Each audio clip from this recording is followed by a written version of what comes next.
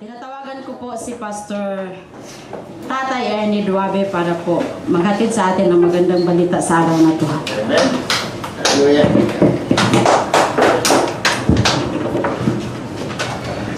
Hallelujah.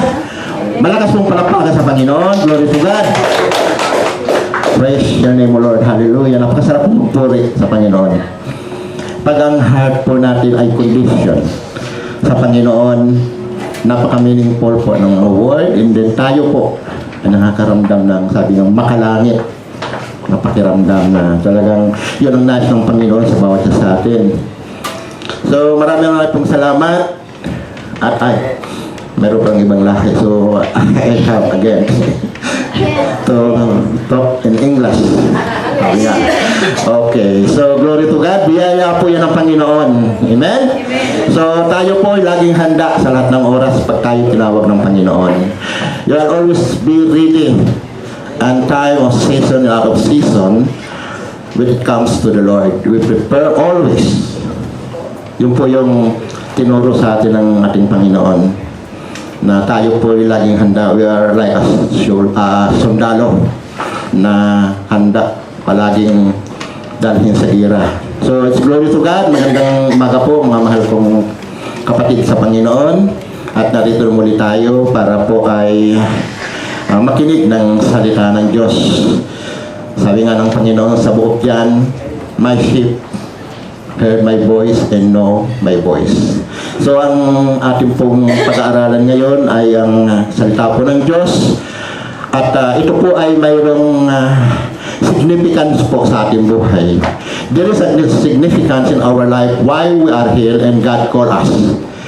This is a truth from the Bible that every one of us, God chose us. Sabi nga, before the foundation of the earth, God chose us. So, we are here for a purpose, and God have a goal for each and every one of us. We have to know that goal that God has given to us. So, we are not an ordinary person in this world, but we are extraordinary, and we have a supernatural when it comes to spiritual na buhay. We have, as a Christian, that the world haven't. So, this morning, napakaganda po ng it's very good message that I prepared because, you know, God preparing for us as a disciple, the very important why God called us is to preach the gospel. So, yung po yung pinaka-aim ng ating Panginoon. Why God chooses and call us? Because of this. We are the one who trusted God in His Word.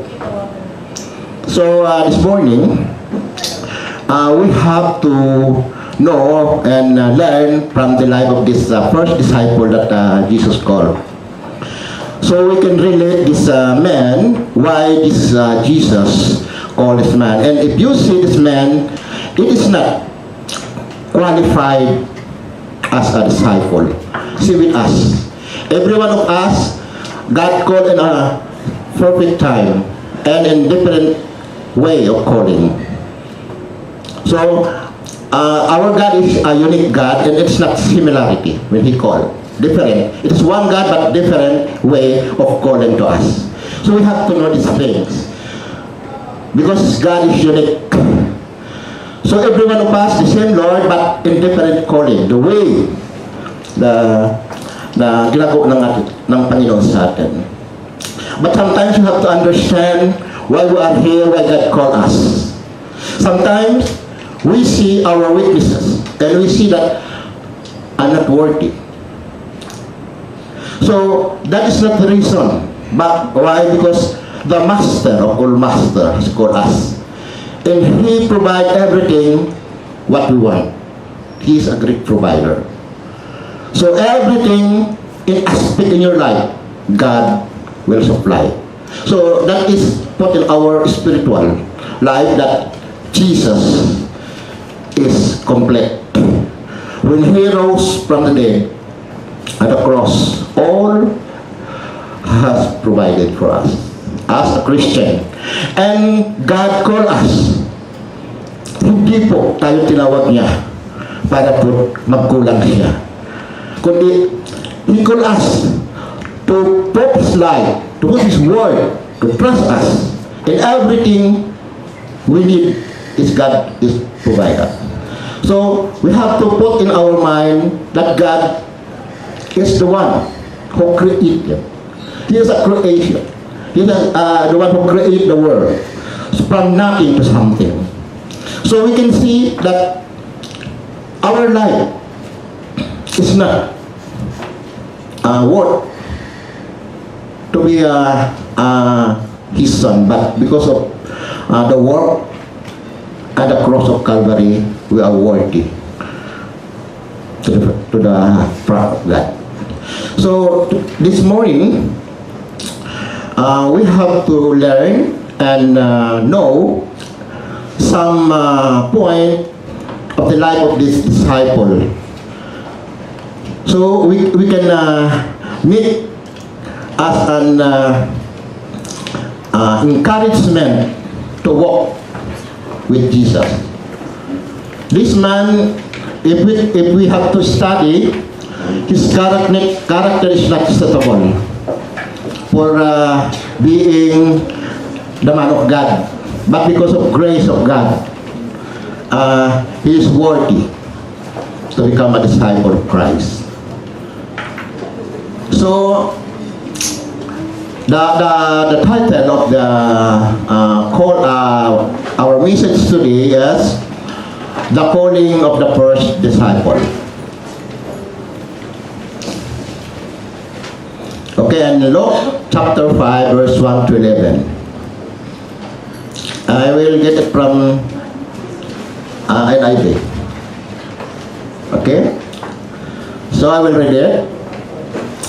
One day, as Jesus was standing by the lake of Gennesaret, with the people crowding around him and listening to the word of God,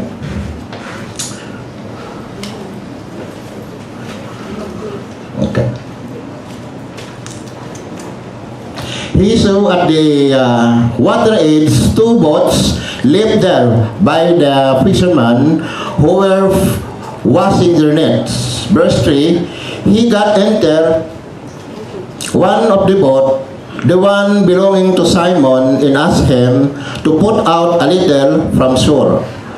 Then he sat down and taught the people from the boat. Verse 4, when he had finished speaking, he said to Simon, put out into deep waters and let down the net for a catch. And verse 5, Simon answered, Master, we'll work hard all night and haven't caught anything, but because you see so, I will let down the net. Verse 6, when they had done so, they got such a large number of fish that their nets began to break. In verse 7, so they signaled their partner in the other boat to come and help them, and they come and filled both boats so filled that he began to sink. In verse 8, when Simon Peter saw this, he fell at the knees of Jesus and said, Go away from me, Lord, I am a sinful man. Verse 9, for he and all his companions were astonished at the catch of fish they had taken, and so were James and John, the son of Zebedee, Simon, partner. For Jesus said to Simon, don't be afraid, from now on you will catch men. And verse 11, last verse, so they pulled their boats upon shore and left everything and follow him. Tayo po'y manalangin. Hallelujah. We thank you, Lord, for this privilege that you've given to us right now. And thank you for the word that you've given to us. Thank you for your grace, Panginoon. Salamat. At Lord, sa oras na ito, Panginoon, kayo po ang siyang mangusap sa bawat pusong na narito. I have nothing, Panginoon. Use me at your mouthpiece of your word today, O God.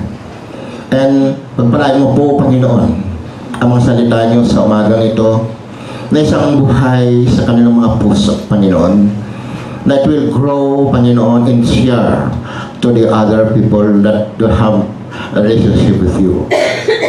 Panginoon, buksan mo po ang kanilang mga spiritual na pangunawa at pandinig at samahan niyo po kami, Panginoon, sa pamagitan niyong Espiritu Santo sa aming kalagitnaan. Salamat po, Panginoon, sa wisdom and knowledge. Anoint me, Panginoon, as your servant. And Panginoon, kayo lamang po ang siyang makita at marinig. We thank you, Lord. We thank you and we brought to you the glory of our thanksgiving. In Jesus' name we pray. Amen and amen. Hallelujah. So napakaganda po ng mensahe sa panahon ngayon na mayroon na po sa atin, kung titingnan po natin na we are already 2, 3, or 4 or 5 years in the Lord. But we are still wondering where we are, and we are asking always in ourselves if we are worthy to serve in the Lord. Remember that the one who called you is a great provider. There's nothing impossible for him.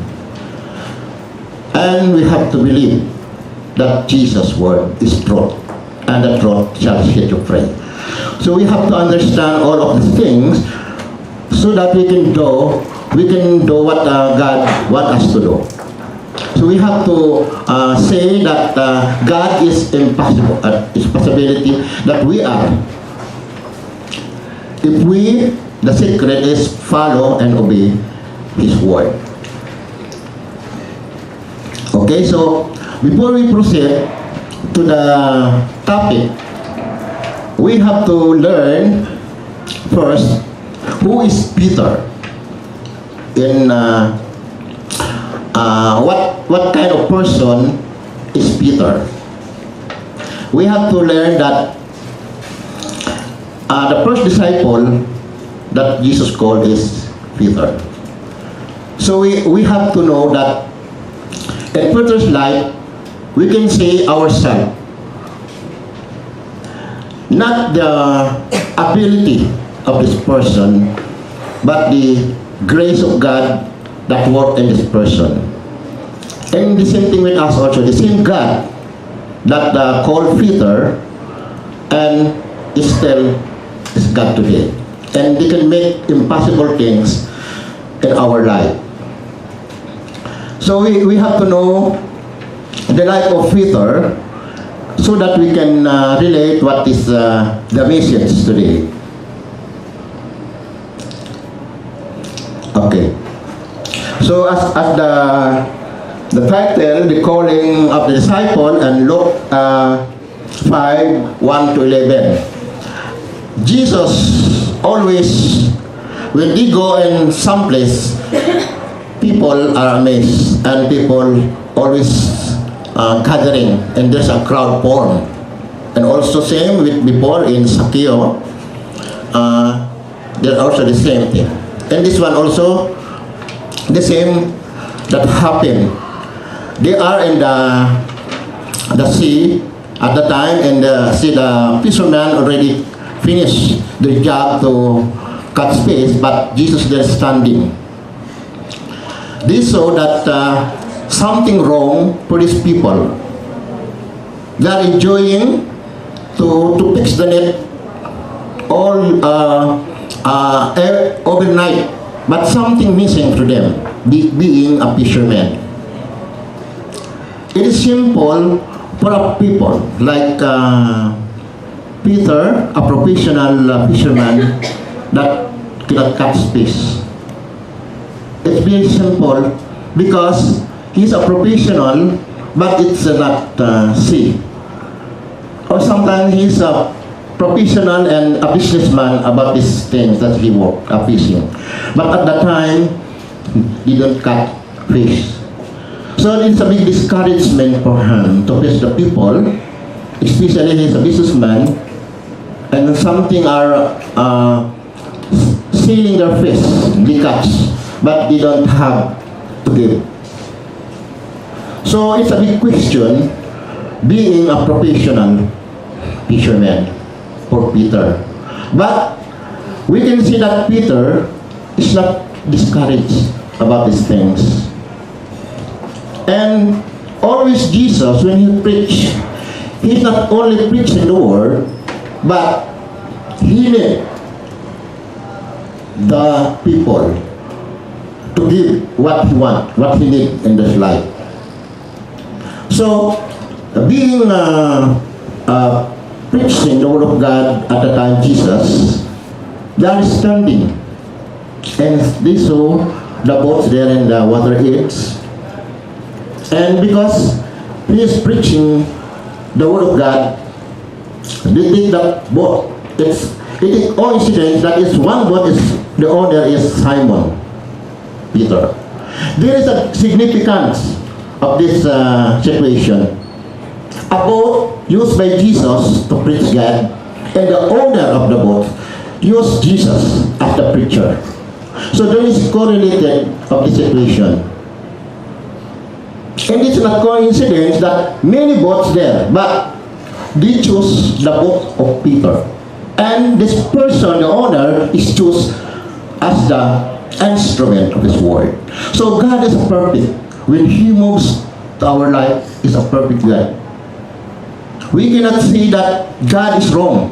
That's why in our life, if God called to us, it's perfect. But as we are imperfect. That's why Jesus made us perfect to use us in His kingdom. So that is the main goal of our Lord Jesus Christ. Why are we calling? Sometimes we refuse. We see ourselves that we are not capable of working in His kingdom. Jesus is not wrong to call us. Remember, my beloved brother and sister, if we have the character of Peter, we know that we are capable. God give us strength, wisdom, all we need, so that God will use us.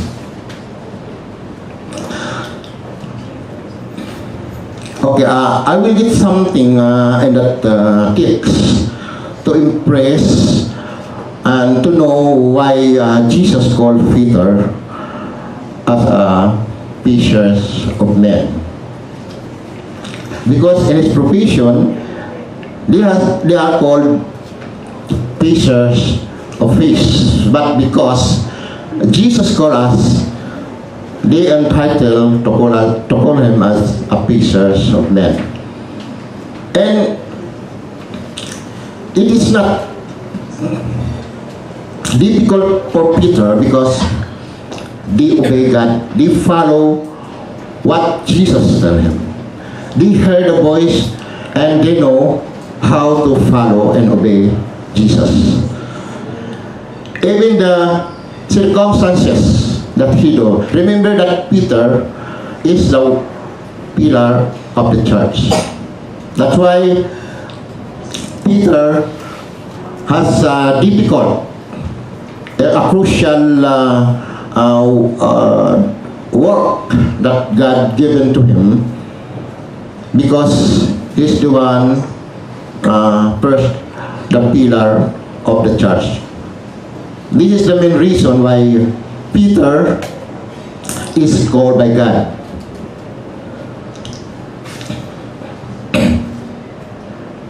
Okay, we have to know Simon's Peter first, so that we can know what Lord Jesus doing for Peter's life and our situation today. We can relate what we are now.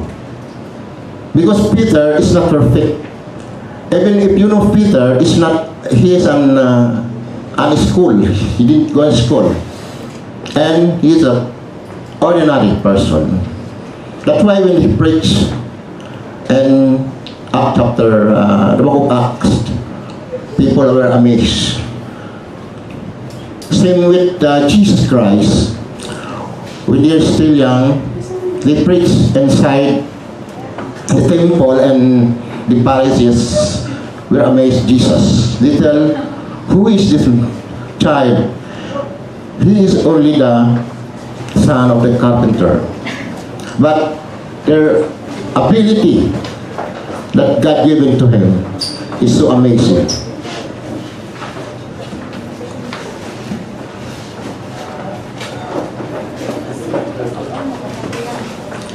Welcome.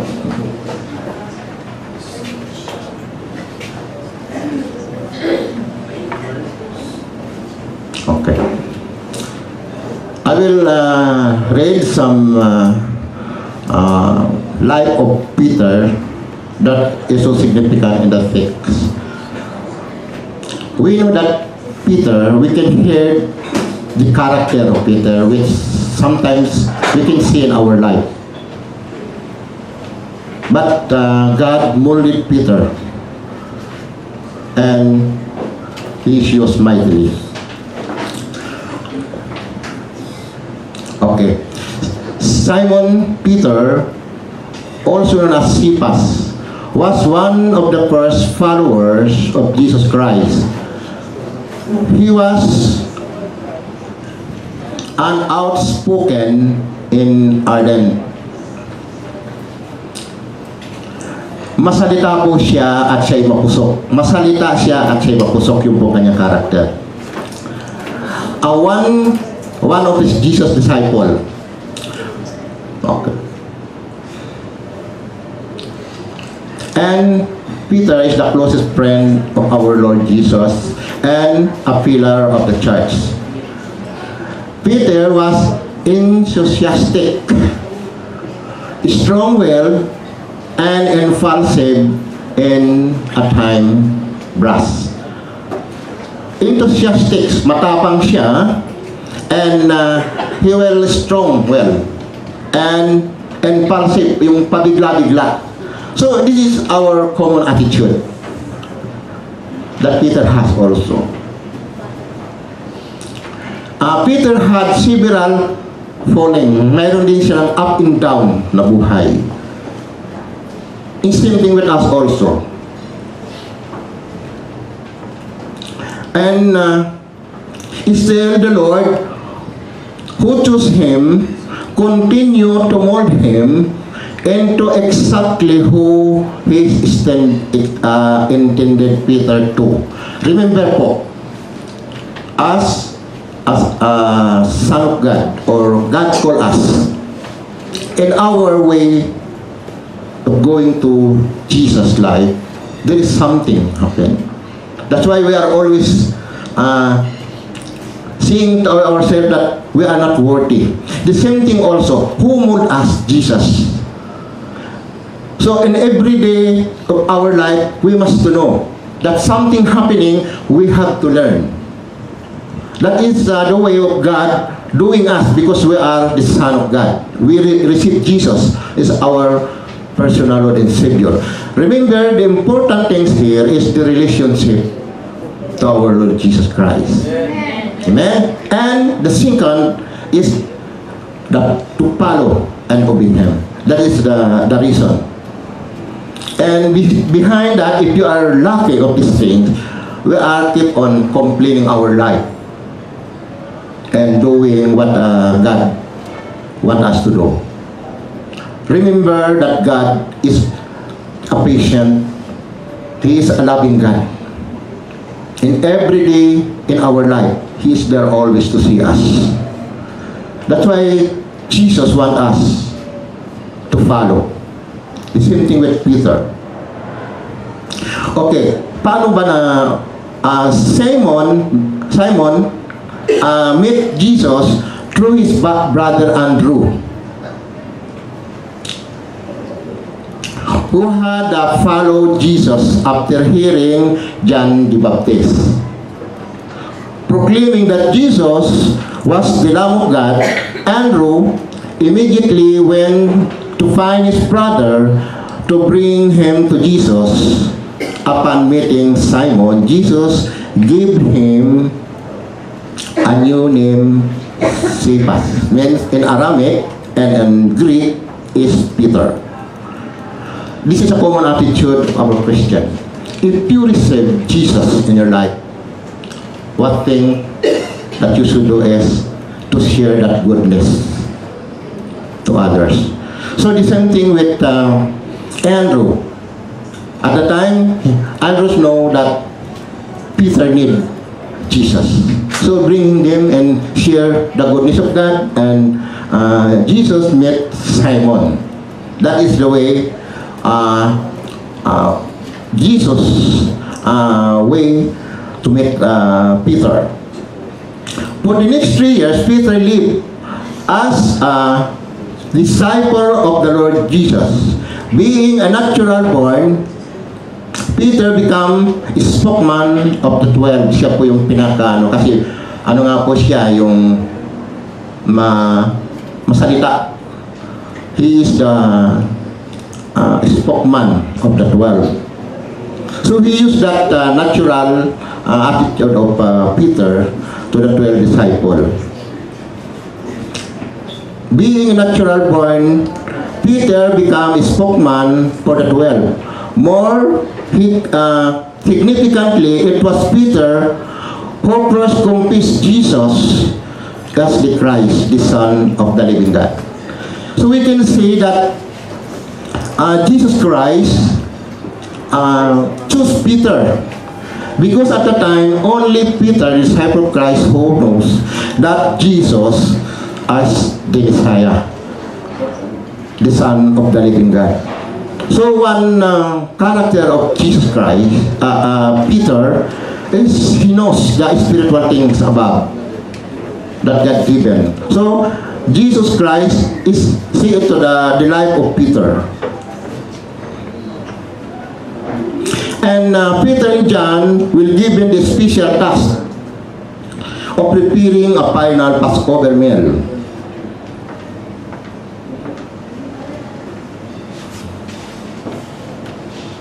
Okay. Now, it was Peter who Jesus aside to rebuke him for speaking his death. Remember, in the life of Peter, there are so many things in relationship of Jesus and Peter encounter to each other, and always Jesus there to prepare the life of Peter in that situation, because Jesus wants this Peter to mold according to what the design of God in his heart. So Jesus always there to the life of Peter. We can see it in his life. So it was Peter who Jesus aside to rebuke him for speaking his death, and it was chiefly connected by the Lord. It was Peter who suggested for the tabernacle at the time and transfiguration that one time Peter saw Moses, Elijah, and Jesus. They felt that one here, and but because of this God's silence, Peter will fall. One attitude of Peter is being humble. At the time when this Moses and the Mount of Transfiguration, they fall down because of the presence of God. It's one attitude of Peter's is humble. Peter also this his word and attached the servant of the high priest, and he was immediately told to reach his weapon. And remember also, Peter is the one who one of the servant, it was Peter who was that he would never forsake the Lord even if anyone else did. And Peter denied 3 times that he even knows the Lord. He in denying also, Peter do it to the Lord Jesus. So it is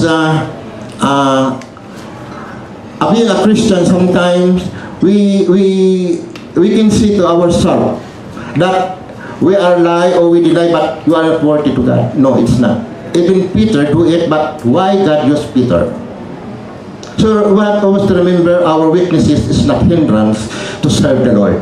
And the life of Peter we can see, denying 3 times.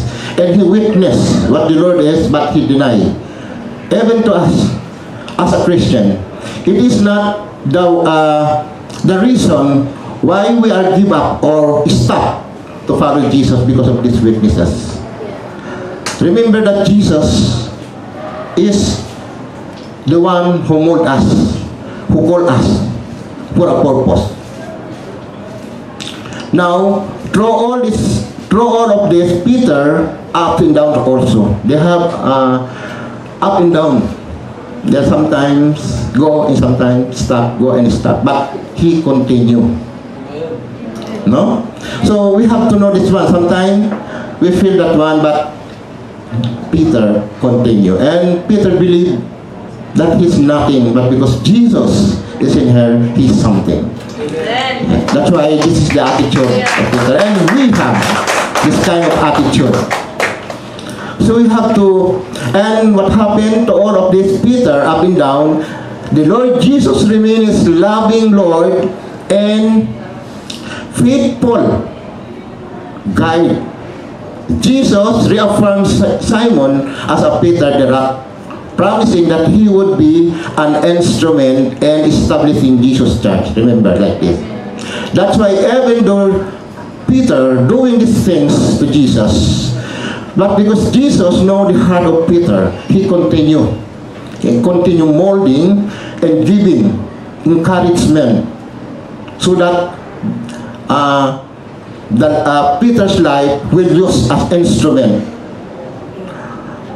If Jesus stopped for doing Peter to mold his attitude, there is no Christianity at all to share the word of God. That's why these things Jesus say in the heart of Peter. So we can see that after this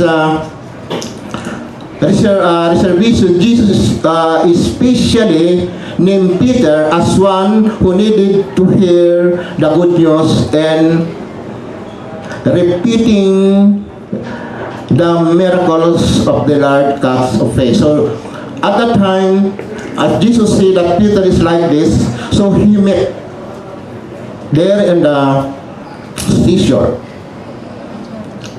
give miracles to the life of Peter to see that Jesus is a living God. This is the first time that Jesus experienced Jesus, the miracles in his life. That's why he repents and says that he is a simple man. Okay, after the Pentecost, we can see that Peter is used, speaker to show and Jerusalem, and the church began with influx of about 3,000 new believers.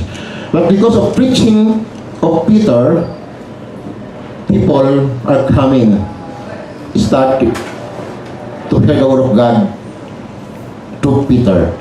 So we can see that a perfect time and a perfect life of Peter used by God mightily. Peter also, at the time, decided preaching in him, the vicar, and preached boldly before this Sanhedrin.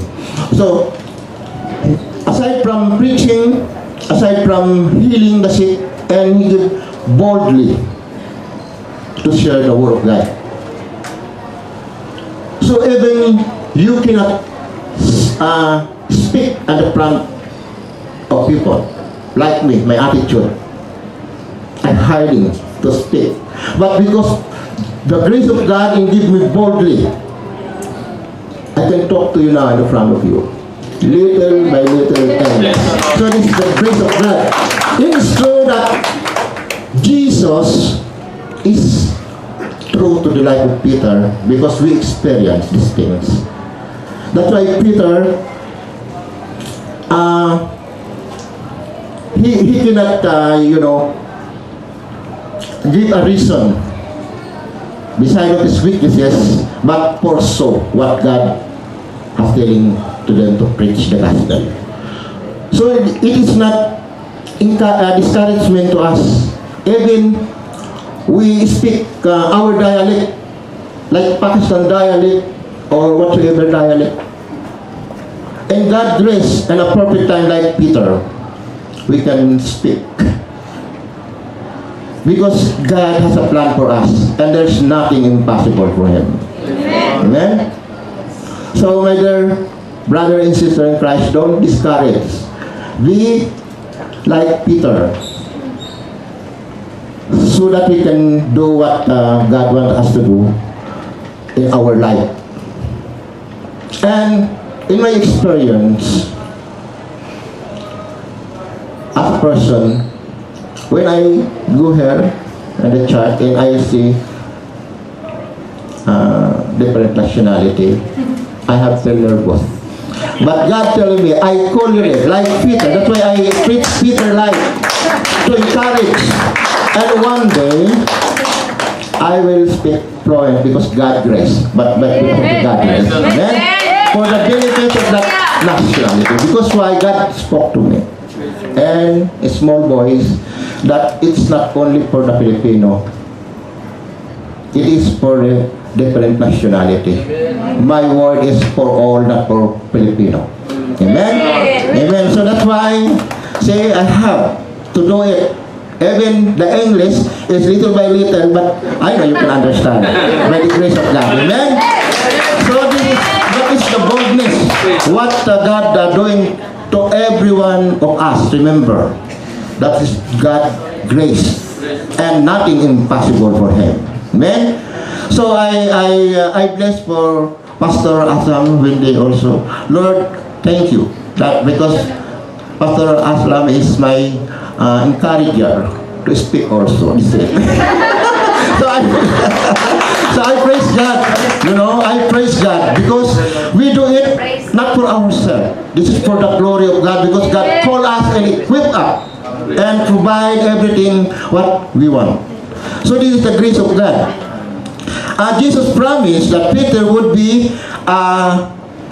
foundational in building the church. Was fulfilled and the 3 stages. Continuing po natin. If we see the 3 stages that fulfilled in the life of Peter, which Jesus called us. Acts chapter 2, when he was present with the Samaritans, received the Holy Spirit. In Act 8, finally he was summoned to the home of the Roman centurion Cornelius, who was believed and received the Holy Spirit, and Act chapter 10. In this way, Peter unlocked the different word and aspect the door of the church to the Jews, Samaritan, and Gentiles. Remember? But because of Peter's boldness, these Samaritans, these Jews, and the Gentiles will reach. Remember, my beloved Son of God, there is a things that waiting for every one of you that God want us to do. Remember this. You have to follow Jesus. Because, see Peter, they prepare for this, for the Jews, for the Samaritans, and for the Gentiles. These people is not, no God. These Jews and the Gentiles, us. So this is the goal what God has calling to us. Don't delay the things that God has given to us. Very, very important. Okay.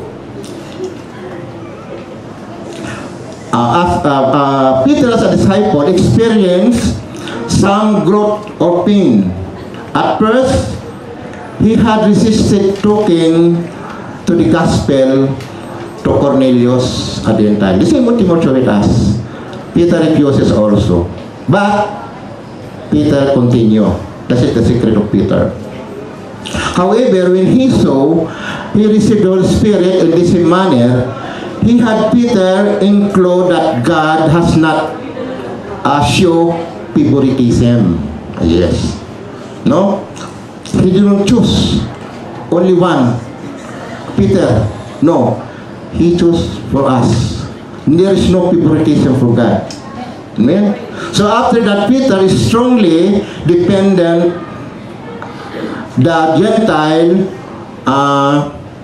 position as believer, and he was adamant that they are not needed to form the Jewish law. So they break the law of the Jews and proceed what the gospel say to Peter. This is the boldness. You know, these people that you have to be encounter is a people with intellect.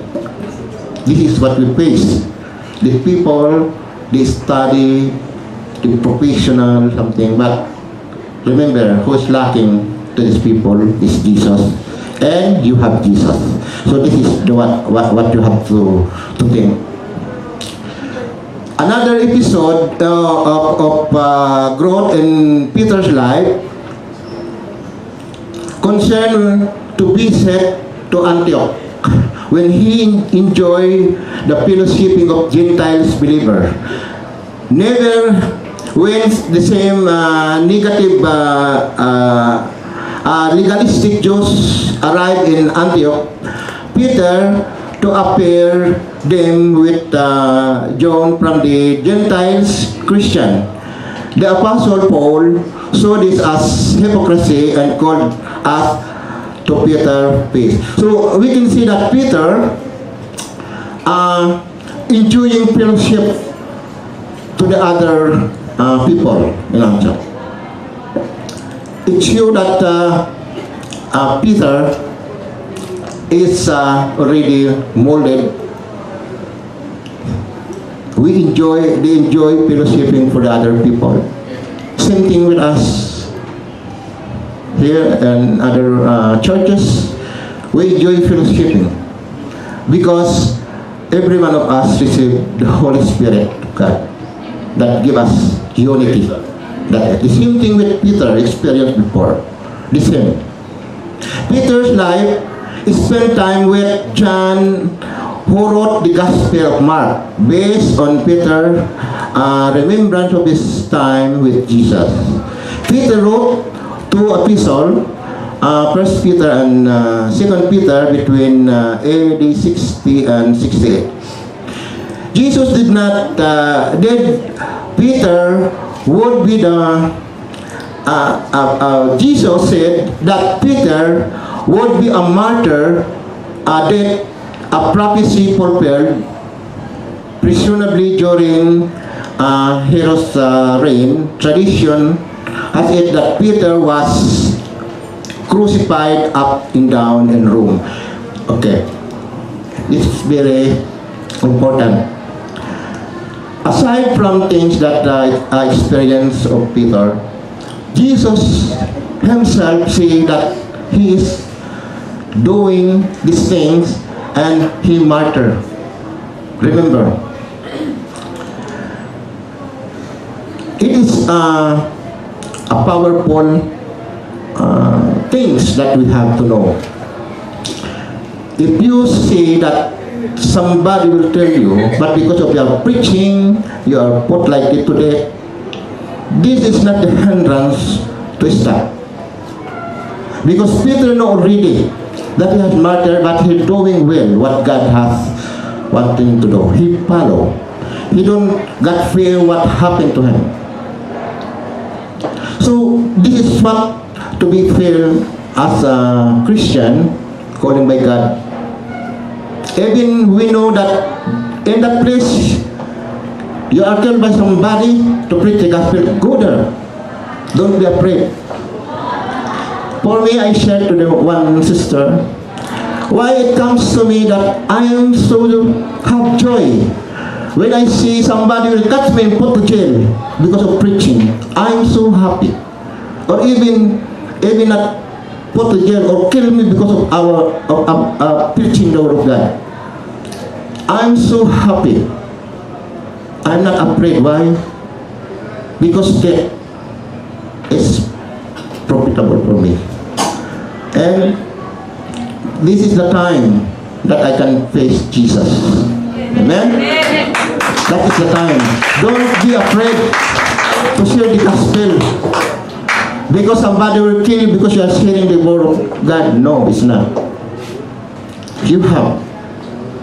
So another episode of growth in Peter's life, we have to know this Peter, because Peter is the first disciple, and we can relate the life of Peter. Okay. Peter's life is spend time with John and Mark, who wrote the gospel. As we said, the First Peter and Second Peter. This is only the book of Peter wrote before. Jesus said to Peter, he is a martyr also, and prophecies was fulfilled. And it's not recorded in the Bible that he is crucified up and down, or historically, but he is he martyred through crucifixion up and down. Okay, see Jesus, what is doing to Peter. Jesus patiently teaches over and over Peter. Needed correction, and the Lord give it patience, firmness, and love. Remember, this is Jesus. If we don't understand our life walking in Jesus, Jesus is still there to give you patience, firmness, and love. These three. Sa aming dialect, yung pasensya po, yung katatagan at pag-ibig. So we have to know these things and walking in Christian life why God called us. And we know that God will fulfill all those things, but because He is the one who called us. Don't be discouraged of being a servant of God, especially nowadays. And don't also walking with Jesus. Don't hurt something around you, discouraging. Don't give reason that is in yourself being responded to these things, but respond to what Jesus is telling to us, to follow and obey Him. We have to know all the things, because if we hear or we see or see our eyes around us, it's something too much hindering in walking with Jesus. Remember, discouragement and everything, but we have to see our life that Jesus is there always, patiently and loving us. We have to put in our heart and walking with Jesus. He is never leave us or nor forsake us. Jesus is know what are doing to do in your life. And the lacking in us is follow Him, obey Him, and partially surrender Him. So if we give our life to Jesus, He can move in our life. There is no such thing as hindered us to follow Him if we give totally our life to Him. Remember that Jesus cannot choose you. Like what we did for Peter, the mold, even the character of Peter is not suitable for the taste of God. But because of the grace of God, Peter used mightily. Same thing with us. Why God keep on convicting our sinfulness. Sometimes we refuse. And one thing I remember in the text, when Jesus met and say Jesus tell to Peter, Simon, put out into the deep water and let the nets for a catch. This encounter is very crucial to life of Peter as a professional fisherman. Sometimes we see the standing of a person in front of us, especially if we are a professional. And somebody will telling us that he's an ordinary people, and we respond who you are to tell me that I am like this and you are like that also.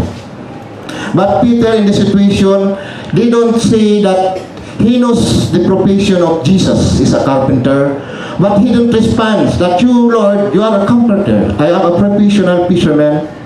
Why you saying to me that one, we are the net for a catch, and the deep water I am only whole day working for this, and I know. But remember, when Jesus said to these things, Jesus already prepared these things. Why? When they put out their net into the deep water, they catch fish more than what he had expected, and that amazed the miracles that Jesus done to Peter's life. That's why Peter repent. Who is Jesus? The light, and Peter is in the darkness. When the light come, the darkness will expose. This is what happened. That's why Peter, he knows himself and repent. So we can see that one because Peter did not refuse or say that Jesus is only a mere carpenter. But because Peter say, but because you see it, I do it. He followed Jesus. And at the time, the miracle coming. And we see that at the time, different changes in the life of Peter that we see. You know, without miracles in our life, it's very hard to understand what God is doing to us. But have a miracle in your life. For that miracle is salvation. They change your life. It's enough to believe Jesus. He is God. And there's nothing more to reason out why you stop serving the Lord. If we know that the life of Peter is used by God, same thing with us. Because God is no favoritism. In God, a work in your life. And last things that I will share.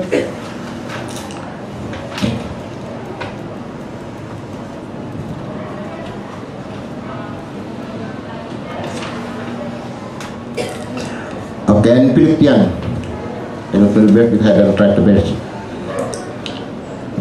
When God is starting working in your life, it's not stop there. Remember, they proceed until completion. Remember, until completion, Jesus will not leave you. Jesus make you as a whole to use you in His kingdom, especially nowadays. Remember, the time is so approaching, and we have to respond to the call of God. And too much people need Jesus, living in the darkness, and we, as chosen by God, we have to work for it. Satan is the adversary of God. And when you remember what happening in the hill, every minute, how many souls will perish. Remember, we have to share the gospel. And God, we cannot use you. God will have to mold you. They experiencing the pain, the persecution. This is a part of walking to Jesus. We have to experience humiliation in everything, so that God will mold you. Because you know why? You are facing different kinds of people, different attitude, different. If God will not mold you, you cannot face them. We respond to your emotion. That's why Peter experienced everything, up to the denying of Jesus 3 times. And he experienced the miracles and say Jesus is God, but still he denied. But Jesus will not see these things. Jesus see the heart of Peter. Same thing with us, my beloved brother in Christ. Jesus, why are you here? See your heart. Give that heart to Jesus. Surrender all what God wants us to do. If something you feel hindering, give it to Jesus. Move. Step your heart. Go into Jesus. So, my brother and sister, it's a short message, but something in our life, something that we can understand, but the simple things. The lacking is follow and obey Him. A simple word that sometimes we struggle because we sometimes see ourselves that we are not capable. Remember, the grace of God is sufficient. Happy Paul, my grace is sufficient. So, my dear brother and sister, if we have a situation that sometimes we are focusing our surrounding about what's happening, and sometimes we are emotionally response, God is calling us today that these things is hindered to serve to our Lord Jesus. There is no heart to give it to Jesus once you obey Him. Amen? The word today that God will live in your heart, follow me and obey me. Amen? So give us the heart and thank the Lord. And let us pray. Hallelujah. Yes, we thank you, Lord, for this wonderful day that you given to us. Thank you for your message. Lord, salamat, Panginoon, sa mensahe na kung saan dakilang Diyos, palagi na po namin naririnig, kundi, Panginoon, something lacking in our heart. That is word, Panginoon, is so important to you, Panginoon. Sapagat ito po ay salita niyo, dakilang Diyos, namin pong dapat sundin to follow you, Panginoon. Lord, sa mga sitwasyon na ganito, Panginoon, na kami po ay nagre-reject o hindi nagre-response, Panginoon. Lord, tanggalin mo po ang mga bagay na ito na naghihinder sa amin upang kami po, Panginoon, ay makalaka in your perfect will, O God. And I know, Panginoon, na hindi po imposible sa iyo ang lahat ng ito. We thank you, Lord, that through the power of the Holy Spirit that is in us, Lord, help us to do your will. In accordance with the word that you've given to us every day, Panginoon. And give us, Panginoon, heart, a hunger and thirsty heart, Panginoon, to seek your word. And not the word of this world, O God. Let the Holy Spirit thrown in our heart, Lord, And you are the one, Panginoon, to control us and mold our life according to your will, O God. And we thank you for this privilege, for hearing your word, O Lord. And Lord, we bless your word today, O God. And thank you for the blessing, spiritual blessing, O Lord, that I will receive to you, God. Lord, we thank you and we bless your name, God. In Jesus' name. Amen. Mapakam po natin ang Panginoon. Thank you, God.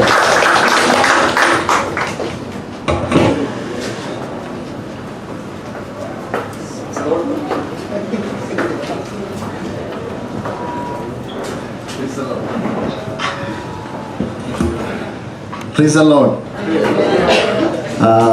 We will give big hand for this encouraging message. Wonderful message. So today I have another meeting. There I am invited for preaching in Abu Dhabi St. Andrew Church. So their time is 12:30. So your love draws here. Otherwise we think you can go next week. But thanks Lord. We hear the word and we see all of you. God bless you. So next Friday, Ashur brother also he will share his testimony, and brother Akhtar bring to Urdu song. Sister Hotel asked me to Urdu song. We will sing with you. That is written in English, but so. Because our Pakistani brother attend the service, next week we will interpret also. So glory to God, thank you very much. If we leave, so very sorry, because we want to stay more. Actually we have a meeting. God bless you. Thank you very much. Thank you, Pastor.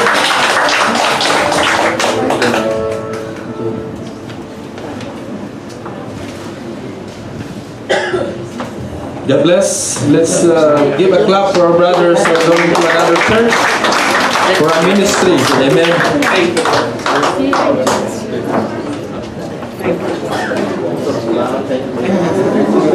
Thank you. Thank you. God bless.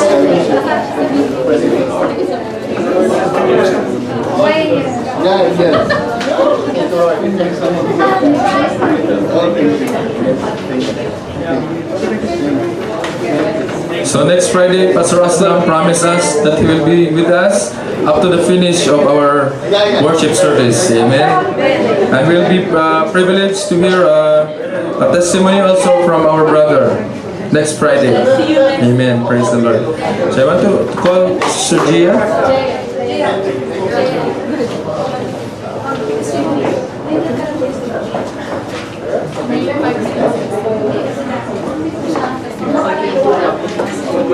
Praise the Lord. Amen. Let's clap our hands to the Lord. Okay, so now it's I'm so blessed that Pastor Ernie delivered his message to us 99% in English. It's a blessing from God. So now it's time for our testimony.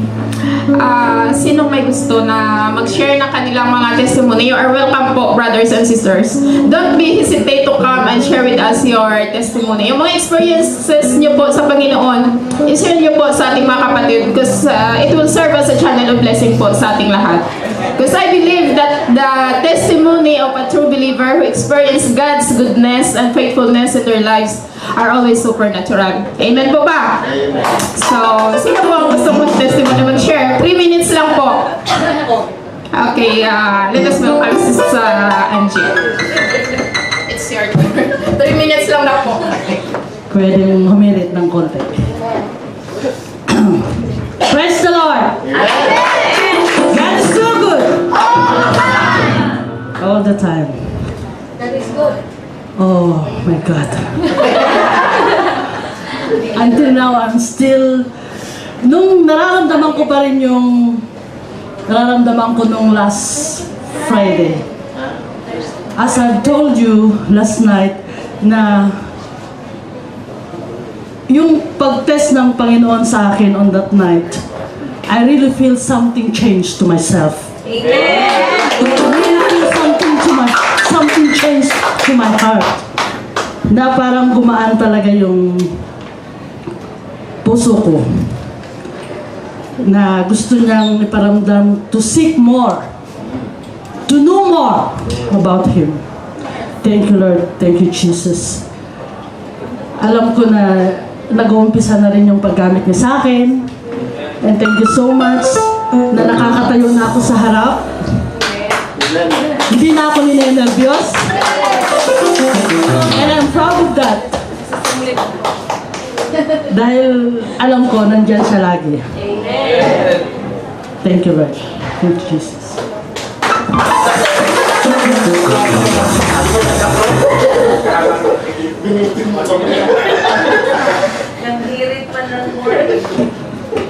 So, glory to God. Now it's time for giving. Pero bago yan, syempre, may little testimony ako for giving before. We all know that we only can give money. Money tithes 10% of our salary, of our everything, 10%. We all know that in Malachi 3:10 that we need to give. And it is our duty to give back all the things that we have to God, that God has entrusted in us. We have the responsibility and our love. We need to give back to God because He loved us, and we need to give back all our 10%, our efforts, our finances, our everything. But today, it is not the money that I will talk to you, but it is the sanctuary of God that we need to give, this body. This body. So, I will prove to you one verse in the scripture by my experience that God has given me. It's Matthew 6:33 to 34. It says there, our favorite verse, but seek ye first the kingdom of God and His righteousness of Jesus Christ. And all these things shall be added unto you. In other translation, all these things will follow unto you. And verse 34 says, take therefore no thought of tomorrow. Don't think about tomorrow. Or other translation says, don't think about what tomorrow will bring or your problem tomorrow. Let the problem itself for tomorrow. That's what the scripture said. And I will give you one testimony before, when I was not yet born again, because God is reigning on the wicked and on the righteous, both the wicked and the righteous. So when I was working there in Singapore, I said, Lord, before I got so many debts, I got so many utangs in Tagalog. So I got this, I think 30,000 peso or 25, something like that, I don't remember. And again, there is 1 week that the due date has, I need to pay that debt. This is different from another testimony of me before that God has given me. So I said, God, so I'm not proud of my testimony before, of my past. I'm not proud of my past, but I'm proud of what Jesus' testimony, of what the testimony has God given me from my past life. I was working in a bar before, and I worked there before because I need to pay the debts that I had in the Philippines. So I said, Lord, I was working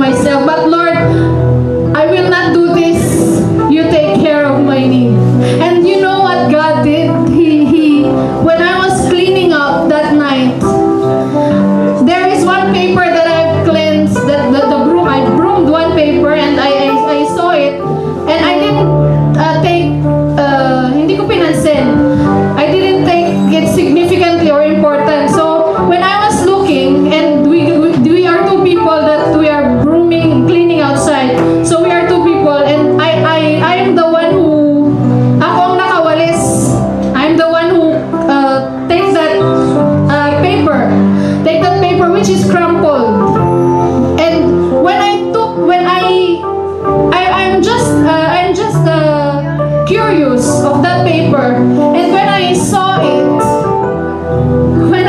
it, it is 1,000 Singapore dollar, which is equivalent to 32,000 peso. So God's righteousness, when you obey, everything will just follow in your life. So you have to obey what is God says in your heart that you cannot do. And everything, all of your need, God knows even before you say it. So glory to God, this is time for giving. Not only giving our money, our finances, our talents, our everything, but our sanctuary, this sanctuary that God needs to use. With a grateful heart, give thanks to the Holy One. Give thanks because He's given Jesus Christ, His Son. Give thanks with a grateful heart. Give thanks to the Holy One. Give thanks because He's given Jesus Christ, His Son.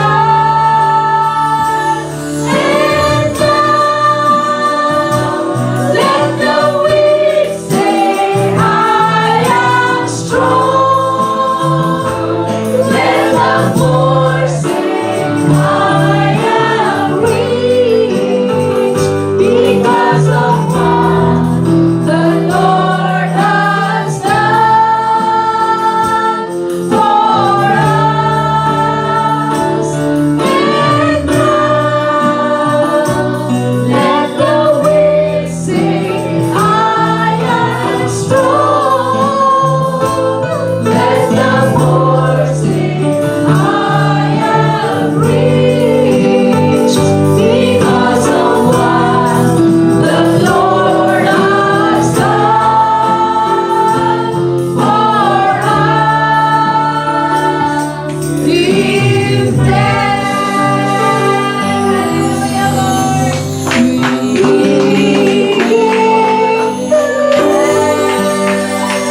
Let us all extend our hands to the offering. Lord God, we ask your holy presence, Lord God, to sanctify these offerings, Lord God, and these tithes that are given by your people, Lord God. Father in heaven, we ask you to multiply this, Lord God, and use this for your glory, for the spreading of your gospel, Lord God. Father in heaven, we ask you to bless all the hands that you use to give these tithes and offerings, Lord God, that are now here in front of us. Father, we ask you to bless our hands and our employers and our families, Lord God, and all the people that are connected to us, Lord God. Bless us all, Lord God, and multiply everything that you have put in our hands, Lord God, to glorify your name, Lord God. Use everything that we have, Lord God, even this body, Lord God, to glorify your holy name, Lord God, in this earth that is full of wickedness. Father in heaven, we thank you, and we give back all the glory and the honor and the praise in your name. In Jesus' name, amen. Amen.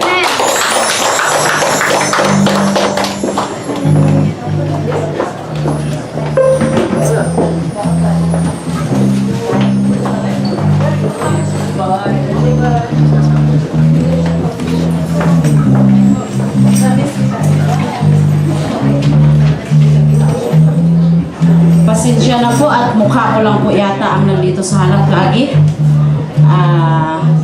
Inananyahan po namin kayo tuwing Thursday night doon po sa center natin sa Tourist Club every Thursday 8:30, 10:30 onwards. Ano po natin yung bisita natin sa hindi po. After po dito meron pong leadership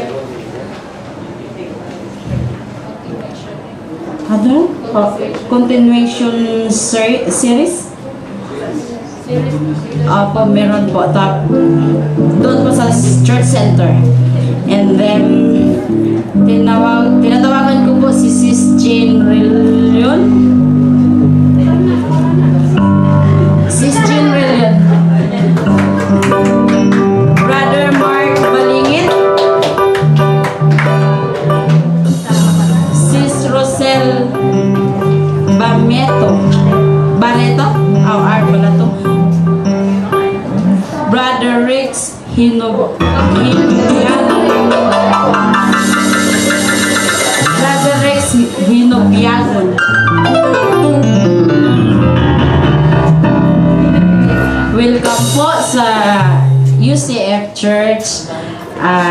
Wala po kami tinataas dito, kundi ang mahal na Panginoon. Yan lang po. And then, tinatawagan ko po si Pastor Tatay Ernie po para sa mag-pray po sa inyong lahat. Hallelujah. Palapakan po natin ang Panginoon.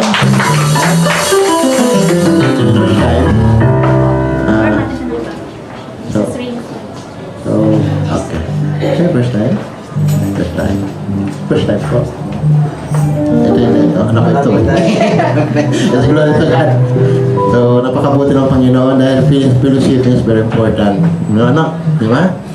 Salamat doon sa mga pagkikinig ng mga salita ng Panginoon kasi nag-aani ka na ngayon. Yun yung bunga ng mga kakulitan na talagang ang Diyos ay sabi nga yung mga kaluluwa lumalapit anak. Iyan yun. Ngayon you understand already.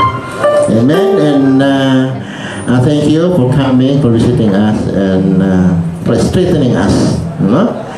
At doon naman sa mga pangyayari na first time o nakakarinig pa lang ng mga ganitong bagay, it is not, you know, kung mayroong mga importanteng bagay na sa ating buhay, ito yung the most important.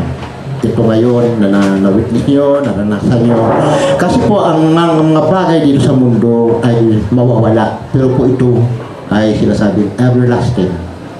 Na hanggang sa sinasabing buhay na walang hanggan na inaalok ng Panginoon sa atin, hindi na yung mawawala. Pag ang Panginoon ang nagbigay sa atin, na mananatili na yan hanggang sa pagharap natin personally sa Panginoon. Doon sa mga katulad po nyo na first time ito, it is not an accident. Sabi nga ng Panginoon na bago niya palikhain ang mundo, itong ating nakikita, nasa isipan na po tayo. At mapalad po tayo, hindi doon sa ginamit yung tao, kundi ito yung perfect time ng God na ma-witness niya at marinig niya yung salita niya. Hindi ito ordinary things na nakapunta kayo dito, kundi ito yung perfect time ng God para sa bawat buhay nyo. And doon naman sa ano po, welcome po kapatid kasi yun nga sinasabi doon sa preaching na the fellowship is very important. Why? Because Jesus there, no? So yun, so mga bago po, this is the first time. And I know na hindi po sasayangin ng Panginoon itong pagpunta po nyo dito at siya po sabi sa Pilipinas, siya po mag-uumpisa ng buhay nyo at tatapusin po niya yun. Ang pinapangako ng Panginoon sa bawat buhay po natin, mga bagay na mga imposible, mga supernatural mararanasan po natin. Kung tayo man nag-desire sa ating puso na personally natin pag hindi po natin kaya kung wala po si Jesus. Sa ngayon po narito po ang Panginoon. Something na tinatouch ang heart niyo po. Kasi sometimes marami po tayong kabiguan sa buhay na hindi po natin alam ang solution. Only Jesus, the author and the finisher of our faith. Walang pangalan sa silong ng langit na ibinigay ang Diyos maliban sa pangalan ng Panginoon Jesus. Without Jesus sa ating buhay, we are nothing. Hindi po mahalaga. Ang buhay po natin na ito ay pag-aari po ng Diyos. Na kailangan po natin personally po siya na nag-introduce na siya po yung Savior ng buhay natin. Tagapagligtas po siya at ang pangako niyang buhay na walang hanggan. At sabi nga niya sa John 3:16, for God so loved the world that He gave His only begotten Son, that whoever will believe in Him shall not perish but have everlasting life. So may patutunguhan po ang tao pag wala si Jesus. Yung sinasabing kamatayan na walang hanggan. Yun po yun. Pero pag si Jesus may pinapangako siyang buhay na walang hanggan. Amen? So, tayo po ay narito. Malaking bagay po ang panalangin mga kapatid ko. Lalo na po sa inyong the first time lang nakaranas ng ganito na there's nothing impossible sa God.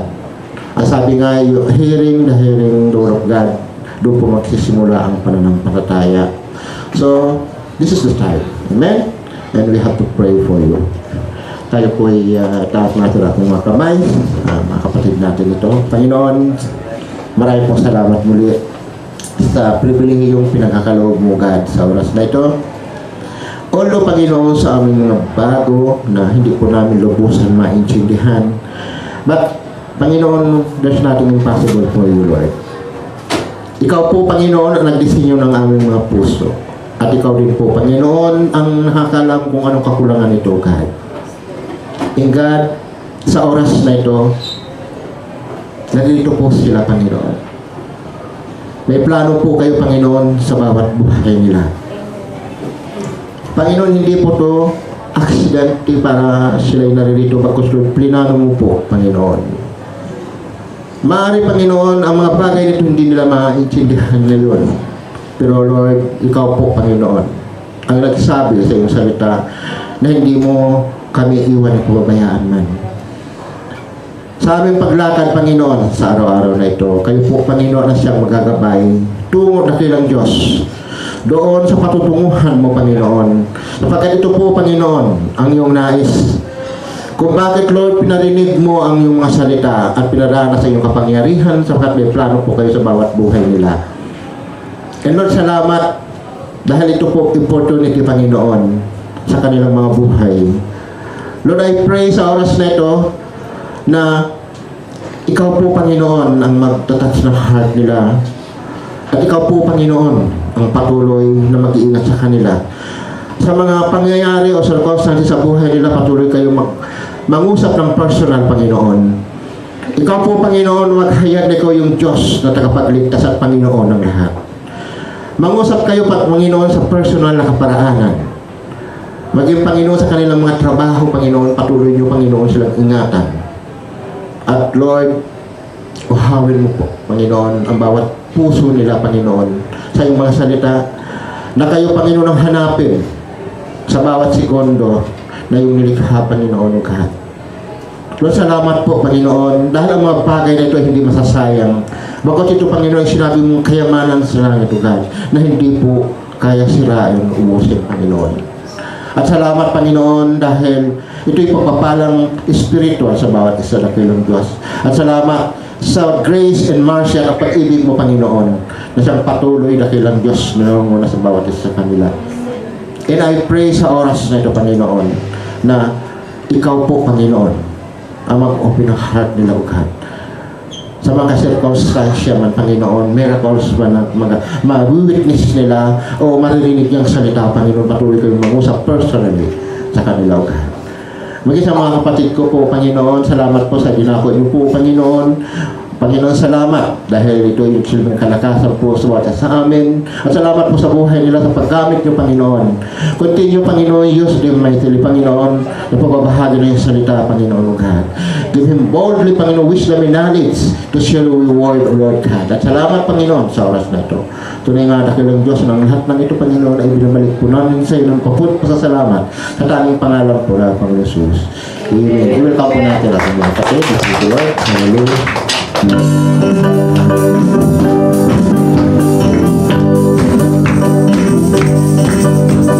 glad you are here.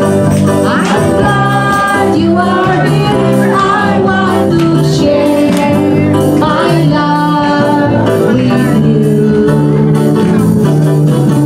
I'm glad you are here. I'm glad you are here. I want to share my